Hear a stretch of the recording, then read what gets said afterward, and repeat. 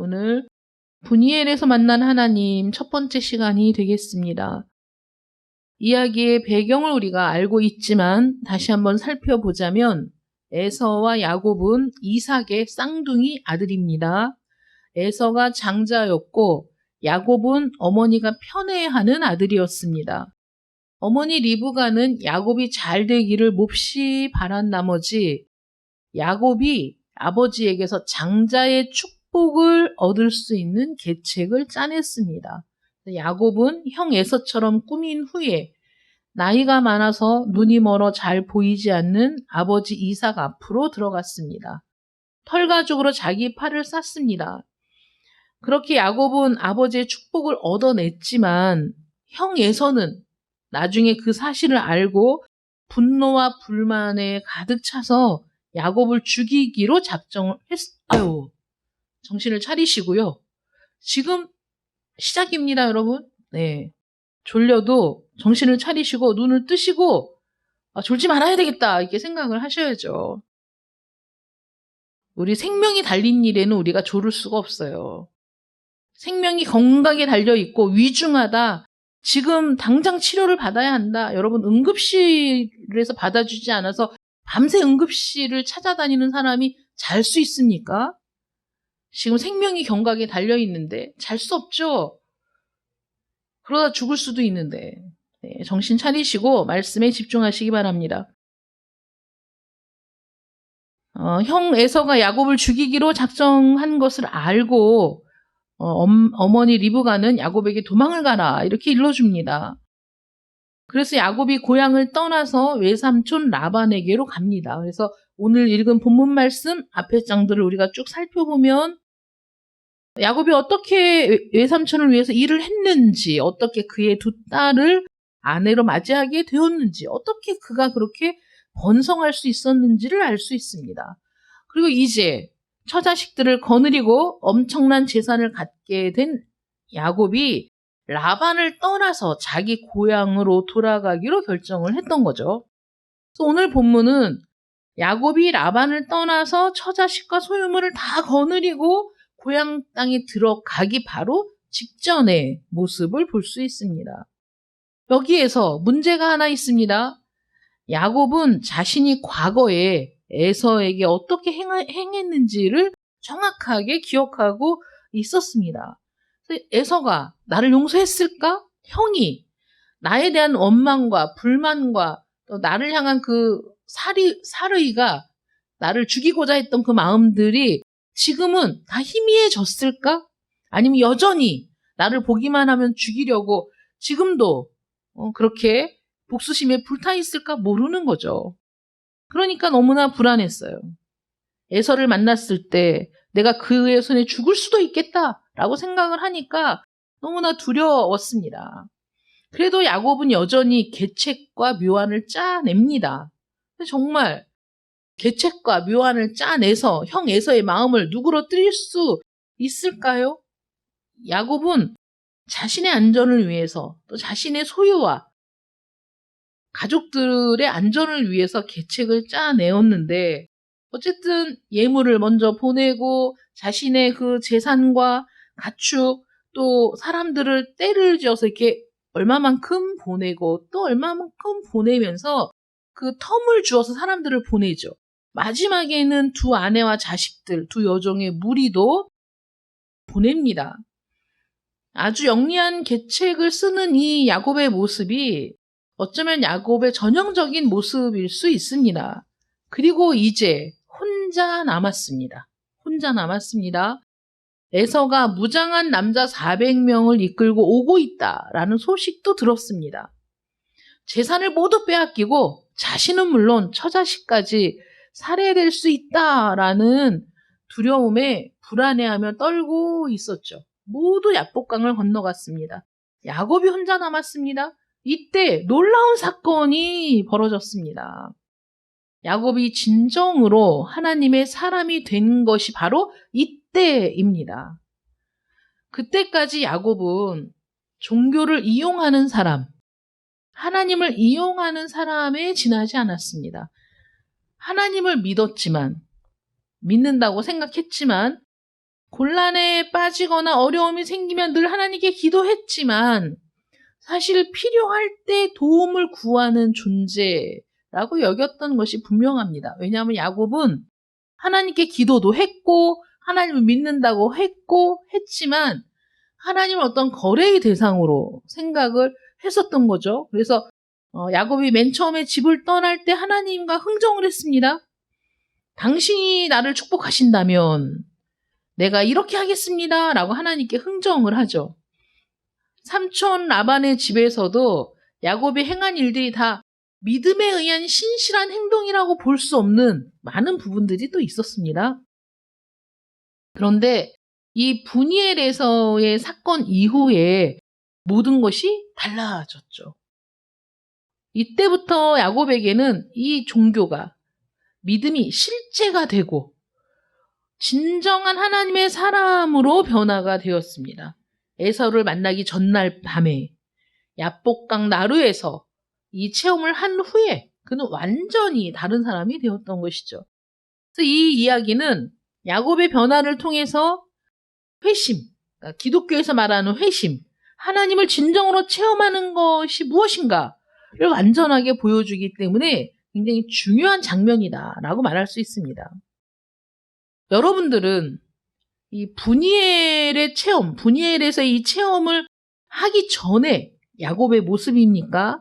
아니면 브니엘의 체험을 경험한 후에 야곱의 모습입니까? 여러분 자신을 한번 살펴보시라는 거죠. 지금 이 시간에 하나님께서 우리에게 원하시는 것이 무엇입니까? 야곱을 통해서, 브니엘 사건을 통해서 우리가 우리 자신을 살펴보고 내가 과연 믿고 있는 것이 무엇인가, 내 처지는 지금 어떠한가를 살펴보길 원하신다는 거죠. 하나님을 믿는 것만으로 충분하지 않다. 필요할 때 하나님께 기도하는 것만으로 충분하지 않다. 우리가 진짜 하나님을 만나는 체험을 했느냐? 이게 중요하다는 거죠. 그래서 야곱이 겪은 체험을 우리가 한번 살펴보려고 합니다. 이 체험의 특징을 보자면 첫 번째, 회심은 언제나 강렬한 개인적 체험입니다. 개인적 체험이에요, 여러분. 개인적 체험. 야곱은 홀로 남았습니다. 이 체험은 항상 우리를 고립시켜서 홀로 있게 한 후에 일어나는 일입니다. 그래서 우리가 독립적인 하나의 개체라는 걸 깨닫게 해주는 거예요. 우리는 혼자입니다, 사실. 야곱이 홀로 남았다라는 표현이 되게 중요하다는 거죠. 하나님과 단둘이 남게 된 야곱이 하나님과 씨름을 하기 시작했고 문자 그대로 자신의 처자식은 물론이거니와 모든 소유물에서 분리되어 이제 야곱은 혼자 남게 됐어요. 사실 야곱은 근심 걱정을 했죠. 이 재산을 어떡할까? 내 처자식들은 어떡할까? 그동안 내가 힘들게 모았던 나의 인생이 그거라고 생각하잖아요. 내가 지금까지 힘들게 일하고 삼촌 그 라반의 밑에서 몇 번이나 속임을 당하면서 또 야곱도 속이면서 살아온 그 인생이 축적된 것이 바로 눈앞에 보이는 거 아니겠어요? 수많은 양떼, 소떼, 재산, 또 나를 위해 일하는 이 종들, 나의 처와 자식들, 이런 것들이 내 인생이라고 생각했어요. 내 인생, 나의 것, 나와 이것을 따로 분리할 수 없었죠. 여러분들의 삶에서 여러분들을 따로 분리할 수가 있습니까? 불가능하죠. 그래서 이렇게 동일시 하다 보니 근심 걱정이 훨씬 더 많은 거죠. 어떻게 할까? 이것들을 어떻게 할까? 근심 걱정이 엄청 많아요. 근데 하나님이 야곱이 느끼는 이 인생의 그 고비에서 불안하고 두렵고 떨리고 죽을 수도 있다라는 생각 앞에서 다 먼저 떠나보내고 혼자 남았던 거죠. 혼자 하나님을 만나는 거예요. 그래서 하나님께서는 그것들에서 야곱을 분리시켜서 따로 떼어놓고 야곱을 만날 계획을 하고 계셨던 거죠. 하나님은 여러 방법을 동원해서 분리 작업을 하십니다. 때로는 질병이라는 수단으로도 이런 일을 하시죠. 왜 이런 일을 하실까요? 여러분들의 인생에서 하나님을 만나야 되니까 이런 일을 하시는 거죠. 어떤 사람이 있었습니다. 자기 사업을 갖고 있고 재산에 관심이 많고 가족에게 둘러싸여서 아주 행복하고 단란하게 살아갑니다. 거기에 매몰되어 있어서 그것이 나의 인생이고 이 사업체가 이 가정이 내가 누리고 있는 것들이 나의 인생이기 때문에 자기 인생에는 아무 문제도 없다라고 생각하고 거기에 만족하며 살아갑니다. 여러분 이 세상 사람들이 다 불행한 거 아니죠. 이렇게 살아가는데 그가 잠시 홀로 멈추어 서서 나는 누구인가? 나는 나에게 영혼이 있는가? 네 인생이 다 지나가고 나면 나에게 어떤 일이 생기는가? 자신의 인생에 대해서 돌아볼 그런 생각을 전혀 하지 못하고 있다는 게 문제인 거죠. 어느 날 갑자기 병이 듭니다. 그가 하던 사업에서 하나님이 그를 분리시킵니다. 어쩔 수 없는 거죠. 아프니까 손을 놓게 되는 거예요. 없으면 죽을 것 같았는데, 일을 안 하면 죽을 것 같았는데, 내가 이거 붙들고 있지 않으면 안 될 것 같았는데, 어쩔 수 없는 상황에서 놓게 되는 거죠. 사업도 놓게 되고, 다 놓게 되고, 모든 관심에서, 모든 소유물에서 하나님이 다 분리시켜 놓습니다. 침대에 누워 있습니다. 거기서 어떤 생각을 하죠? 아, 나는 혼자구나. 이런 생각을 합니다. 여러분, 수술 받아보셨어요? 수술실에 들어갈 때 사실 가장 많이 느끼는 게 그거거든요. 내가 이제 큰 수술을 하게 됐는데 수술실에 들어가는데 그 수술실에 누가 함께 동행할 수 있죠? 누가 나의 고통을 함께 할 수 있죠? 아무도 없어요. 나밖에 없어요. 나 혼자입니다. 내가 혼자라는 사실을, 나는 혼자 독립된 홀로 있는 존재라는 사실을 가장 분명하게 느낄 때가 바로 그런 순간이죠. 그래서 내가 혼자 겪어야 한다는 사실 때문에 불안한 거죠, 사람이. 수술실에 들어갈 때 가장 불안한 게 나 혼자라는 생각 때문에 불안한 거예요. 누구도 이것을 겪어줄 수 없어. 내가 겪어야 돼. 내가 홀로 감당해야 될 일이라는 사실 앞에서 한없이 초라하고 불안하고 두렵고 떨리게 되죠. 근데 그런 일들을 통해서 사실 우리 모든 사람들은 결국 한 개인에 지나지 않고 절대적으로 혼자라는 사실을 깨닫기 시작한다는 거예요.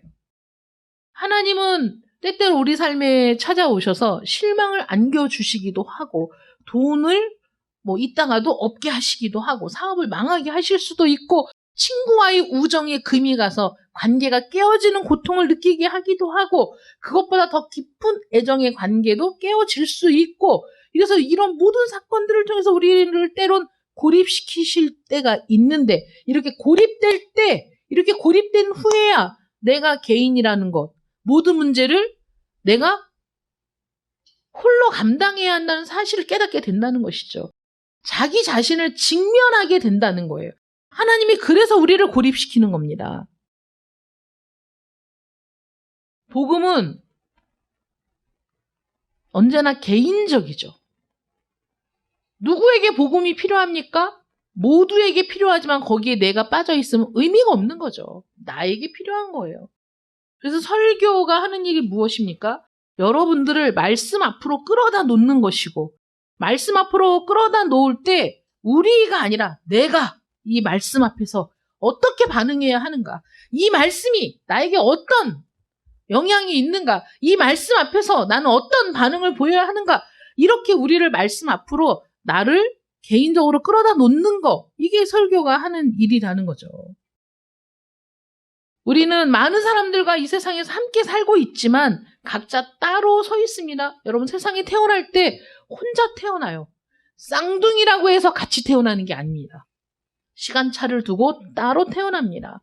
죽을 때 우리는 모두 혼자입니다. 죽음의 순간에 여러분 옆에 사람이 있다고 죽음을 함께 경험하는 게 아니죠. 죽음은 내가 죽는 거예요. 혼자 죽습니다. 사망은 아주 개인적인 거예요. 무리를 지어 죽지 않아요. 그리고 우리는 하나의 개체로서 모두 각자 심판을 받는 거예요. 각자 누구 때문에가 아니라 누구를 위해서가 아니라 각자입니다. 그래서 우리가 누구를 위해 산다라는 건 자기 기만일 수 있어요. 누구를 위해 산다, 자식을 위해 산다, 남편을 위해 산다, 아내를 위해 산다. 이게 이기적인 인간에게는 그럴 일이 별로 없지만 그렇다고 하더라도 그것은 자기 만족을 위한 일일 수 있어요. 아니, 자기 자신도 구원하지 못하는데, 자기 문제도 해결하지 못했는데 다른 사람을 위해서 어떻게 살겠어, 우리가. 그렇지 않습니까? 자기 문제를 보지 않으려는 몸부림일 수 있는 거죠. 그런 것이. 우리가 하나의 개체로서 각자 심판을 받는다는 것. 하나님이 개인적으로 책임을 물으신다는 것. 난 누구 때문에 죄를 지었어요가 하나님 앞에서는 통하지 않는다는 거죠. 나는 누구 때문에 심판받지 않아요. 누구의 영향으로 내가 죄를 지었다고 해도 그 죄를 지은 건 나인 거죠. 뱀의 유혹으로 아담과 하와가 범죄했지만 하나님이 그렇다고 해서 아담과 하와에게 죄가 없다라고 하지 않으셨어요. 각각 자신의 죄를 받은 거거든요. 하나님은 우리가 말하고 행한 모든 것을 알고 계시고 우리는 그 점에 대해서 각자 책임을 져야 됩니다. 그래서 복음은 이 땅에서 살아가는 모든 사람들이 자신의 인생에만 책임이 있다는 사실을 일깨워주는 거예요. 나는 내 인생에 대해 책임을 져야 합니다. 여러분들은 여러분들의 인생에 대해서 책임을 져야 해요. 책임 있는 존재. 여러분 직장에서 일을 할 때 자기가 결제한 일에 대해서 자기가 책임져야 할 일에 대해서 자기가 도장을 찍죠. 거기에 대해서는 자기가 책임을 져야 돼요. 그래서 내가 하지 않은 일에 도장을 찍는 사람 봤습니까? 내가 하지 않은 일에 책임을 지겠다고 나서는 사람이 있습니까? 없지요. 자기가 한 일에 대해서 자기가 책임을 지는 거예요. 다른 사람의 인생에 책임질 일이 없어요. 우리는 오늘 여기 있다가도 내일이면 없어질 존재이고 각자 혼자서 심판대 앞에 서야 한다는 거죠. 하나님 앞에, 심판주이신 하나님 앞에 여러분들이 혼자 섰다고 생각을 해보세요. 우리의 변명이 통할까요? 우리가 울며 불며 하나님 앞에 호소한다고 통하겠습니까? 심판대 앞에서는 절대 그런 것이 통할 수 없다는 거죠.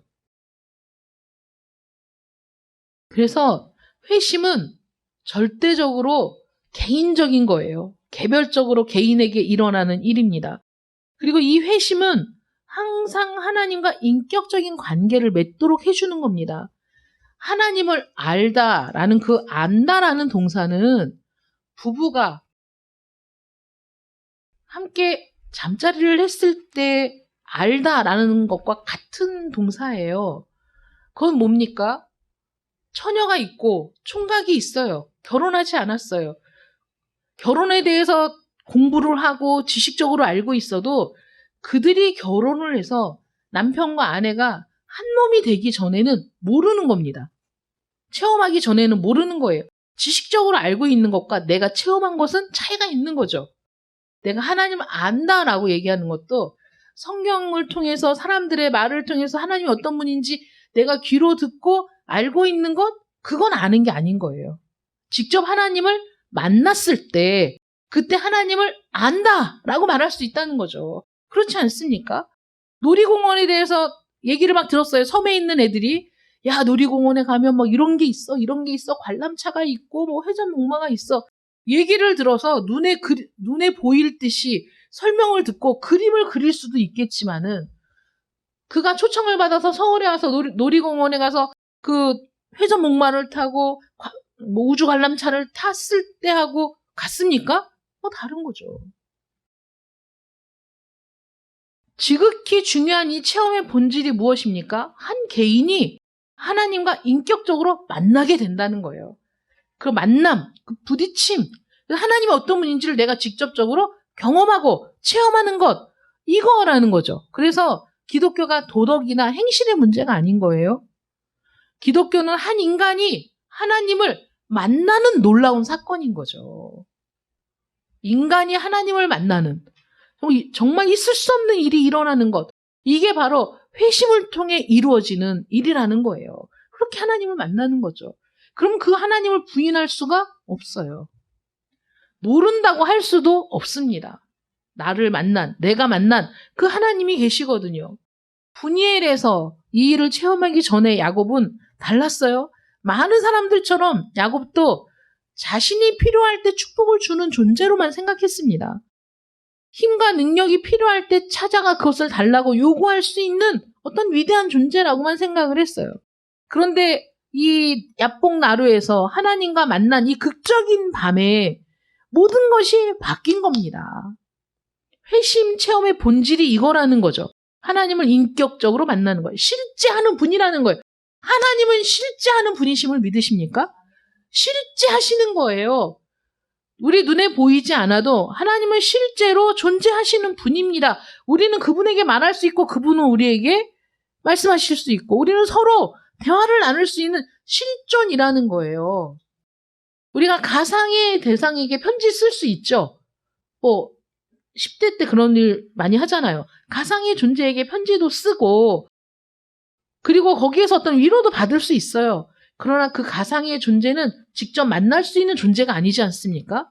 근데 하나님은 직접 만날 수 있는 존재. 회심의 사건을 통해 하나님을 직접 만난다는 거죠. 분이엘의 체험을 하기 전에는 야곱도 저 멀리 떨어져 있는 비인격적인 하나님을 믿었습니다. 근데 분이엘 사건을 통해 인격적으로 만났어요. 하나님이 찾아오셨어요. 언제나 하나님이 우리를 찾아오시죠. 우리는 하나님께 가지를 못해. 갈 수 있는 방법도 알지 못했죠. 하나님이 찾아오셨습니다. 야곱에게. 야곱이 홀로 남았을 때 그 사람, 성경은 어떤 것도 설명하고 있지 않지만 홀로 있었는데 분명히 어떤 사람이 나타났어요. 그래서 야곱과 이야기하고 야곱과 씨름을 했던 거죠. 밤새 씨름을 했는데 야곱은 씨름을 하는 중에 그분이 누구인지를 알아차렸어요. 여러분들에게도 하나님이 진짜로 인격적인 존재로 알고 있는 그 하나님을 만나셨냐고요. 이게 중요하다는 것이죠. 살아계신 하나님이십니까? 이 회심은 즉각적으로 하나님과 직접 만나게 해줘서 하나님을 하나님과 인격적인 관계를 맺게 되는 순간이 바로 이 회심의 순간이라는 겁니다. 그래서 이 체험을 한 사람은 이것이 내 인생의 가장 중요한 사건이라고 말하는데 주저함이 없어요. 야곱의 인생도 이 야복 나루에서 하나님을 만났던 분이엘에서 하나님을 만났던 이 사건 전과 이 사건 후로 그의 인생을 설명할 수 있어요. 야복강에서 하나님을 만난 이후의 야곱은 그 이전과는 전혀 다른 사람이었던 것이죠. 야곱은 자신의 소유물에, 재산에, 자신의 사람들에게 닥칠 위험을 생각하면서 걱정, 근심이 쌓여서 왔다 갔다 불안해서 어쩔 줄 몰라 하고 있었습니다. 그런데 분이엘에서 하나님을 만나는 이 체험이 진행되는 동안에 야곱은 자신의 가축, 소떼와 양떼, 그 많은 재산들, 심지어 처자식들도 다 잊어버립니다. 이 놀라운 체험, 내가 지금 씨름하고 있는 이분에게 내가 축복을 받지 않으면 안 되겠다라는 간절한 마음으로 붙들고 씨름을 하게 되죠. 그 순간에는 에서에 대한 두려움도 다 없어진 거죠. 다 사라졌습니다. 어떤 것도 다 사라지는 거예요. 어떤 것도 이것보다 다 의미가 있지 않은 거예요. 그래서 세상과 나는 간 것 없고 내 눈에는 구속한 주만 보이는 놀라운 일이 일어난다는 것이죠. 이것이야말로 그리스도인의 본질적인 체험, 회심을 경험한 사람들에게 나타나는 현상이라는 거예요. 그러니 이 체험을 한 사람과 이 체험을 하지 않은 사람은 똑같을 수가 없죠. 너무나 다른 거예요. 야곱은 씨름하며 축복을 간청합니다. 당신이 내게 축복하지 아니하면 가게 하지 않겠습니다. 못 가게 한다는 거죠. 못 가게 붙들어 매고 있어요. 날이 밝아오고 있습니다. 에서가 도착했을 수도 있어요. 에서가 올지 모르지만 그게 무슨 상관입니까? 중요하지가 않아요. 에서가 오는 일이 중요하지 않아. 나는 지금 당신을 절대 가게 하지 않을 겁니다. 당신이 나에게 축복하지 않으면 나는 당신을 절대 놓지 않겠습니다. 이 모든 것들을 다 잃어버릴지라도 당신이 나에게 축복하시는 것 그게 더 중요합니다. 라고 얘기하고 있는 거죠. 참된 그리스도인이란 어떤 사람입니까? 하나님이 내 인생에서 가장 중요한 분이라는 사실을 깨닫는 사람이죠. 여러분 정말 그렇습니까? 하나님이 정말 여러분들의 인생에서 가장 중요하신 존재입니까? 가장 중요한 존재?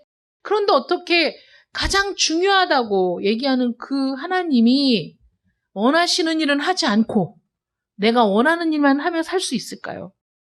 내가 가장 중요하다고 생각하는 그 하나님이 기뻐하시는 일을 하지 않고 어떻게 나의 기쁨만을 추구하며 살아갈 수 있을까요? 어떻게 하나님 앞에서 하겠다고 했던 말들도 그렇게 쉽게 뒤집어 버릴까요?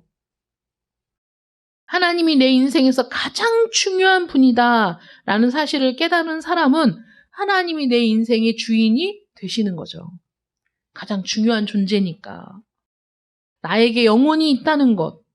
그런데 나는 그 영혼을 잃어버린 사람이야. 낙원을 잃어버린 것처럼. 그것을 아는 사람이에요. 내가 하나님 앞에 죄인이라는 사실. 그리고 이 육체의 삶보다 내 영혼의 운명이 가장 중요하다는 사실을 깨닫는 사람입니다. 다 사라지지만 영혼은 영원히 산다는 걸 아는 거죠. 육체의 죽음, 그것으로 끝이면 좋겠지만 내 영혼은 영원히 존재해. 영원히 어디에서 존재할 것인가? 영원히 지옥에서 존재할 것인가? 영원히 하나님과 함께할 것인가? 너무나 중요한 사실 아닙니까? 내 영원한 운명이 걸려 있잖아요.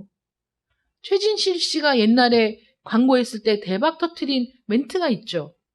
순간의 선택이 10년을 좌우합니다. 전자레인지 광고였나? 뭐 그랬어요. 근데 그 멘트가 폭발적인 반향을 불러일으켰어요.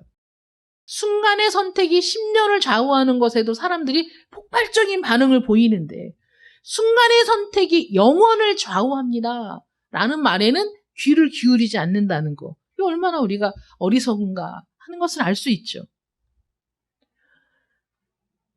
심판이 있을 것이라는 사실도 알고 있습니다. 이 모든 사실 때문에 중요한 걸 깨닫게 됐어요. 아, 내가 구원을 받아야 되겠구나. 난 구원받지 않으면 안 되겠구나. 나 하나님께 용서받아야 되겠구나. 이대로 살면 난 죽겠구나. 그런 사실을 알게 되는 거죠.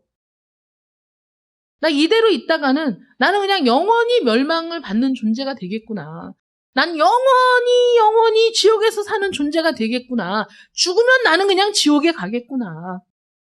그 사실을 깨닫고 나서 내가 이 육체의 생명이 있는 이 상태에서 내가 어떻게든지 이 문제를 해결해야 되겠다라는 생각이 들지 않겠습니까? 다급하게 내가 언제 죽을지 모르잖아.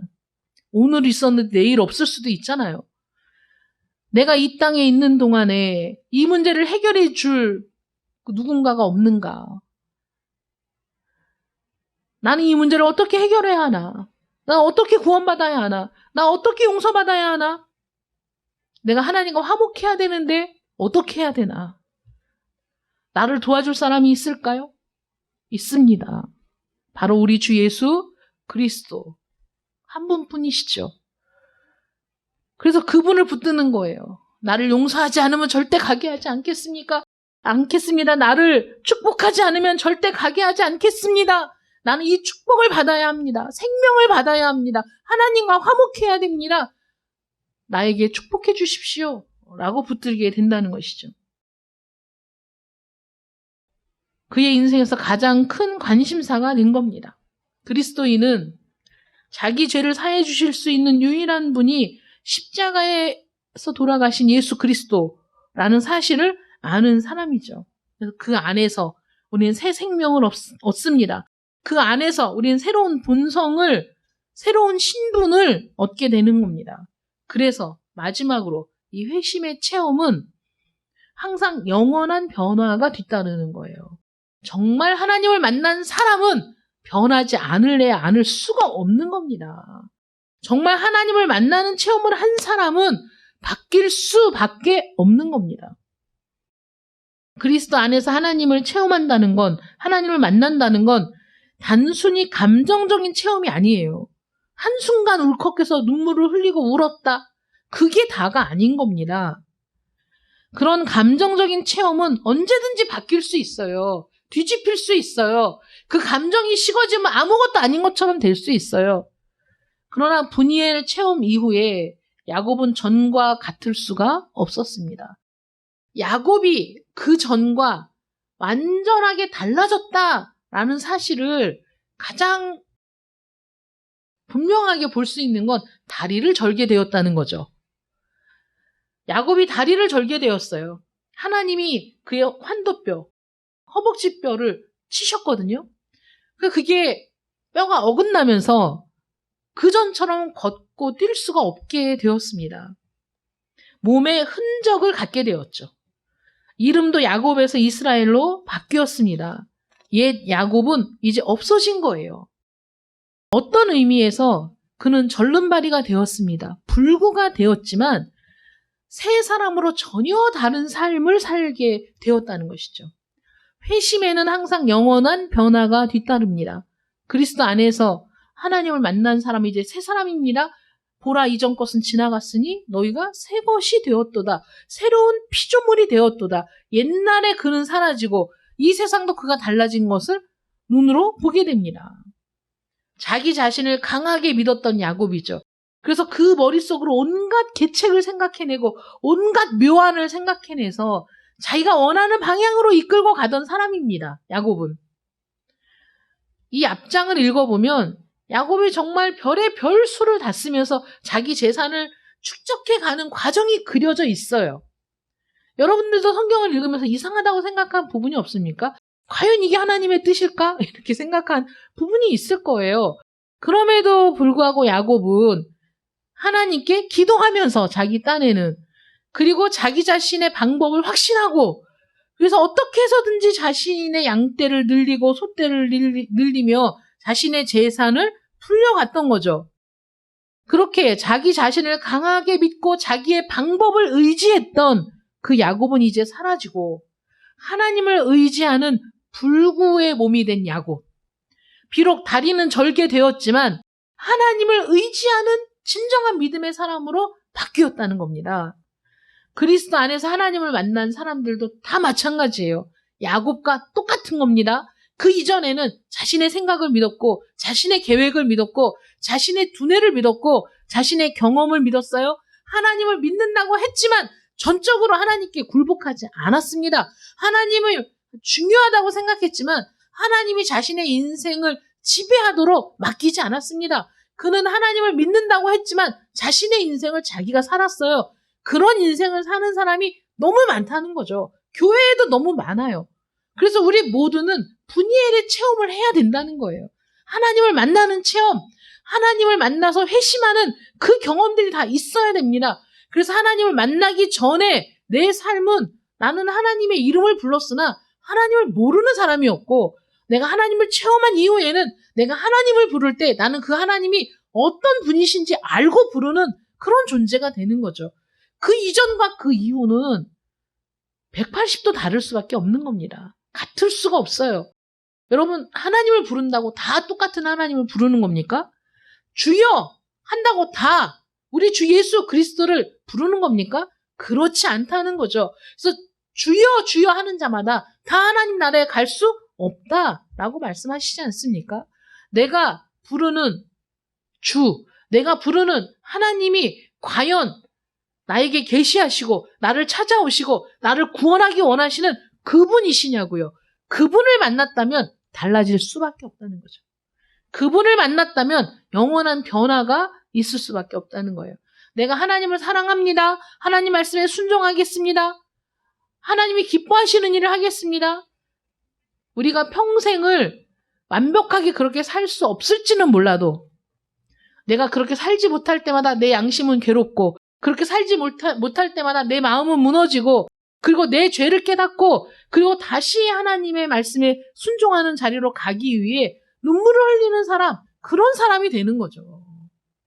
그렇게 달라진다는 거예요. 여러분도 이 분이엘 체험을 하셨습니까? 여러분 하나님을 만나셨냐고요? 여러분 하나님이 어떤 분인지 아십니까? 정말 살아계신 분으로 여러분들에게 다가오시냐고요. 그냥 관념적인 존재가 아니고 성서에 기록된 기록상의 하나님이 아니라 지금도 말씀하시고 지금도 일하고 계시고 지금도 활발하게 여러분들을 이끌고 계시는 바로 그 하나님을 여러분들이 알고 계시냐고요. 만났습니까? 이게 중요하다는 거죠. 하나님을 만나지 않은 사람은 할 말이 없어요. 모르니까. 아니, 못 만났는데 어떻게 알겠어요? 어떤 사람인지 어떻게 알겠어요? 옛날에 제가 중학교 다닐 때, 중고등학교 다닐 때 펜팔이 유행이었어요. 펜팔. 우리 친구들이 그 펜팔을 해서 남자친구를 사귀고 싶어가지고 사진 올리고 자기 이름, 주소 뭐 이런 거 써서 올리는 학생들 잡지가 있었거든요. 그럼 그 사진을 다른 예쁜 친구의 사진으로 올린다던가 뭐 이렇게 이제 가짜로 쓰는 거야. 이름도 예쁜 이름으로 쓰는 거예요. 누가 증명할 수 있어? 가짜인지 아닌지 알 수 있어? 그냥 그 지면에 나오니까 이름이 예쁘고 얼굴이 좀 예쁜 것 같으면 편지가요 진짜 막 수백 통이 와요. 그 친구 집에 가면 막 그 편지가 수백 통이야. 만나고 싶다, 사귀고 싶다, 별별 편지가 다 옵니다. 그러면 거기에 보면 자기 또 신상 설명을 하잖아. 편지를 보낸 사람이 자기는 어디에 살고 있고 자기는 지금 뭐 고등학생이고 자기 이름 뭐 이런 거 다 쓰고 자기는 어떤 사람이고 다 씁니다. 상세하게 그 자기소개를 하고 펜팔을 시작했다고 해서 그 사람을 잘 아는 겁니까? 그 사람을 만나기 전에는 모르는 거죠. 그래서 펜팔로 몇 번 왔다 갔다 하다가 만나러 또 갑니다. 나 펜팔로 친구 사귄 친구를 못 봤어요. 가면 다 실망하고 와. 편지에 써있는 내용이 아니거든. 다 부풀리거든. 그래서 가서 보니까 에이 아니라고. 다시 괜히 나갔다고. 그리고 또 오면서 또 그 다음에 또 펜팔 거기에 또 올립니다. 재밌는 추억이긴 한데 그런 것들을 보면 내가 직접 만났느냐, 대면해 봤느냐, 얘기를 해봤느냐 이거하고 내가 글로 아는 거하고는 천양지차다. 엄청난 차이가 있다라는 사실을 알 수 있다는 거죠. 하나님에 대해서 아는 사람이 있습니다. 너무 잘 알죠? 하나님에 대해서. 만난 적이 없어요. 이런 사람과 내가 지식적으로는 부족하고 내가 표현할 말 솜씨도 부족하고 나는 그래서 어떻게 하나님에 대해서 얘기를 하는 게 부족하지만 하나님을 만난 사람과는 천양지차라는 거예요. 하나님을 만난 사람은 하나님을 압니다. 하나님을 만난 사람은 하나님을 떠날 수가 없습니다. 하나님을 만난 사람은 내가 그 하나님을 알고 있다고 말할 수 있어요. 그 얘기를 할 수 있어요. 내가 만난 하나님에 대해서 말할 수 있어요. 진솔하게. 하나님에 대해서 말하는 게 아니라 하나님을 말하는 거예요. 내가 만난 하나님을. 여러분들이 분이엘의 체험을 하지 못하셨다면, 그런 적이 한 번도 없다면 하나님께서 바로 지금 이 자리가 여러분의 분이엘이 될 수 있도록 해주시기를 축원합니다. 하나님을 만나는 자리, 체험하는 자리, 하나님의 임재를 느끼고 그분이 여기 계시다는 사실을 알 수 있게 해주시기를 바랍니다. 여러분 믿음으로 구하면 하나님께서 거절하지 않으실 거예요. 반드시 축복을 주실 겁니다. 하나님이 야곱을 쓰러뜨리지 못해서 붙잡혀 있던 게 아니지 않습니까? 야곱이 너무 힘이 강해갖고 하나님이 정말 그를 이길 수 없어서 그에게 붙잡혀주고 축복하신 것이 아닙니다. 야곱의 그 간절함, 하나님이 아니면 안 되겠다는, 당신이 나를 축복해 주시지 않으면 나는 절대 당신을 놓을 수 없다는 그 간절함을 보시고 하나님이 야곱을 축복하신 거죠. 져주신 거죠. 우리가 하나님께 믿음으로 구하면 하나님은 그 마음 그대로 우리를 보시고 거절하지 않으실 겁니다. 반드시 그 축복을 주실 것입니다. 그리고 그리스도 안에서 하나님을 만난 분이엘의 체험을 통해서 이제는 그 이후의 삶을 살아갈 수 있도록 우리를 붙들어 주실 것입니다. 분이엘의 체험을 했습니까? 그 체험을 가지고 앞으로 나아가십시오. 분이엘의 체험을 하지 못했습니까?